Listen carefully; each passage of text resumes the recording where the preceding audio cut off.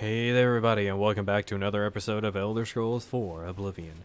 In this part, we are going to be exploring Fort Chalman, a small fort with one zone and a 10% chance of encountering an orc adventurer, which I hope we do, and some lore behind it.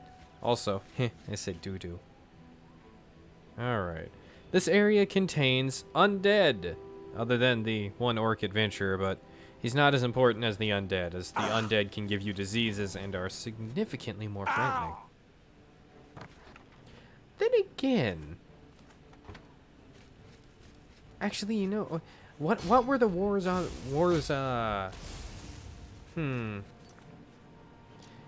wars for Orsimer in this game, game series. Shame the orcs get forced out so much, but apparently they are relentlessly savage in battle. Well, relentlessly savage. No, that's not the words I'm looking for. They're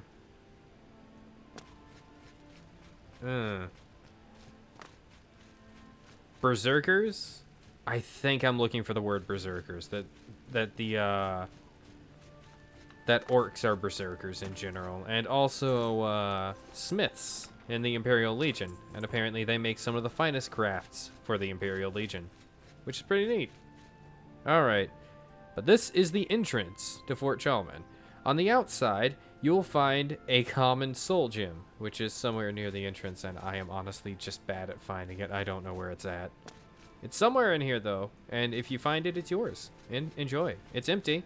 You can fill it with whatever you want, possibly stuff inside the fort.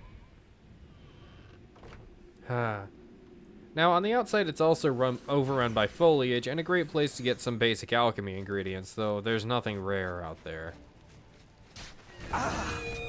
It's fine to mute me. I'm here to punch you to death this time. Ow. Oh, thank goodness for that spell absorption. Oh, come on.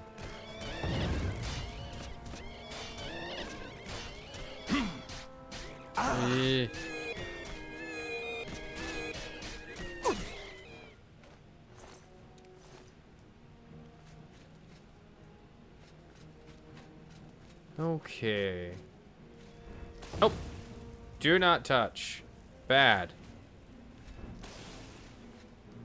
I'm just now recovering from your friend. Okay.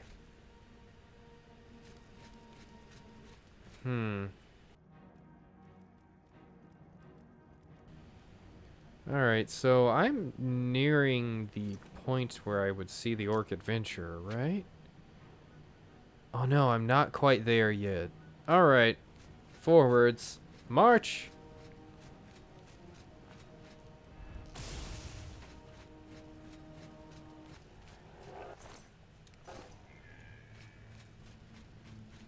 Ooh, chest.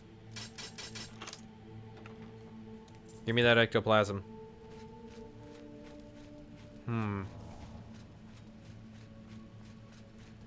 Alright. So we are getting very close to the point where the orc adventurer would be, and I do not see him on the map. That makes me sad. Ah, well. Ow. Another one of those traps that looks more like it's built to keep something in. Honestly, I think that's the most horrifying thing they could be. A trap to keep something in. But it's just a trap to keep the player out. Okay. Let me recast my spells there.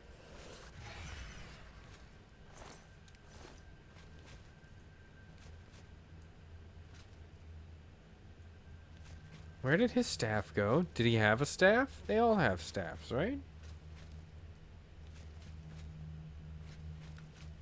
Well, I don't know where they're at. Okay.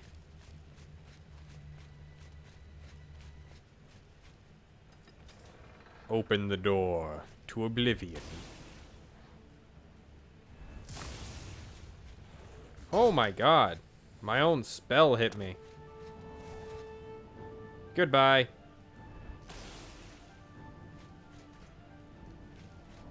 Please don't die. Please don't die. Please don't die.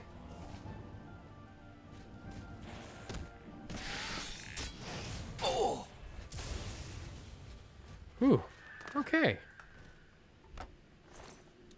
Alright, that was, whew. I see, I don't... It was really tense for me because I thought that second time I casted the spell, I was going to die, and honestly, I did not know why I casted the spell the second time so immediately after. It was just the instinct of shoot enemy. Jesus Christ. And that was the boss chest, and that was the boss.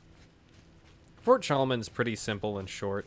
And I do like it. It's a nice place to go early on, especially if you're looking for some experience fighting some undead.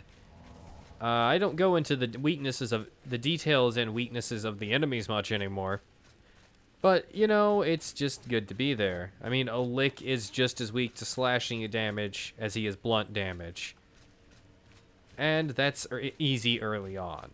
And you could find that out pretty quick. We're almost out, so I can actually talk about the lore. I have to talk about the lore while steering into the evening or morning sun. Or afternoon right now. It is afternoon. Is it?